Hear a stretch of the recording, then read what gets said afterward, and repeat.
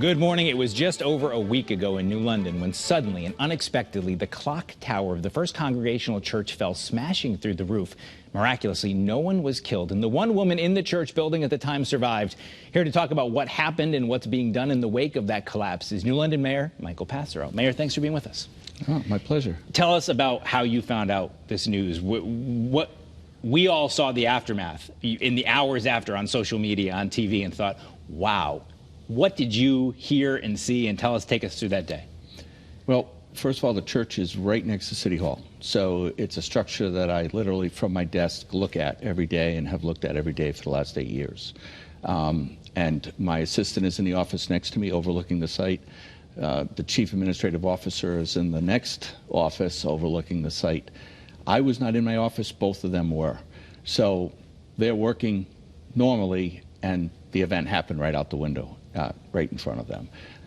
So they have stories to tell.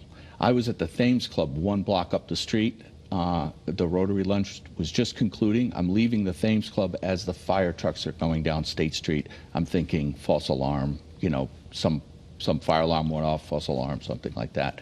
But the dust in the street from the collapse was still there. It was like a heavy fog of dust. And the event was over.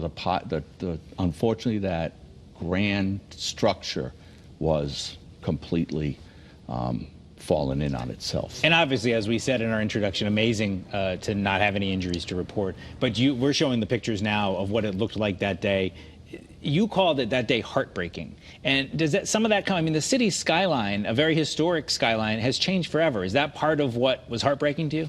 Absolutely, and the legacy that this church represented. This was the first congregation of people, of Puritans, to move from Massachusetts Bay down to settle in London.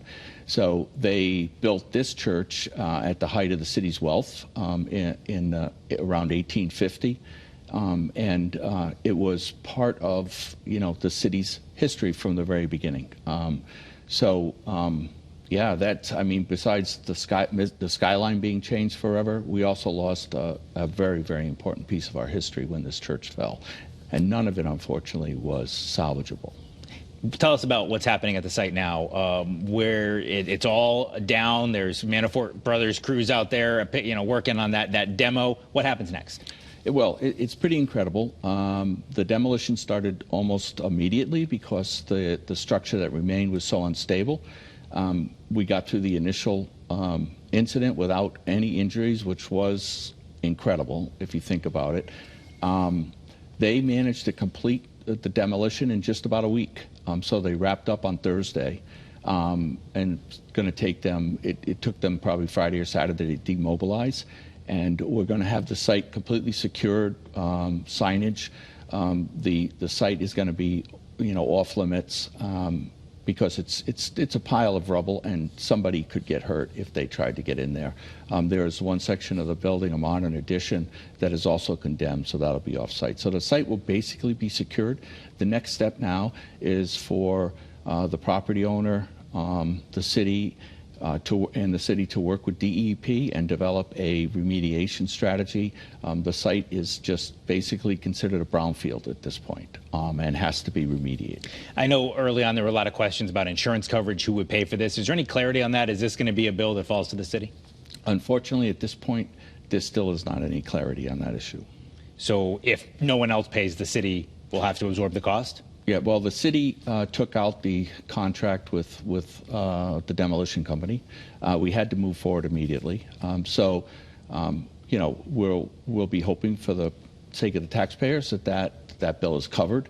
But if not, we'll have to find the reimbursement and the value of the property. I know there was a fire marshal inspection in 2019, which obviously doesn't look at things like stability. Were there any signs, any reports to the city that there might be trouble, and are you looking at other buildings?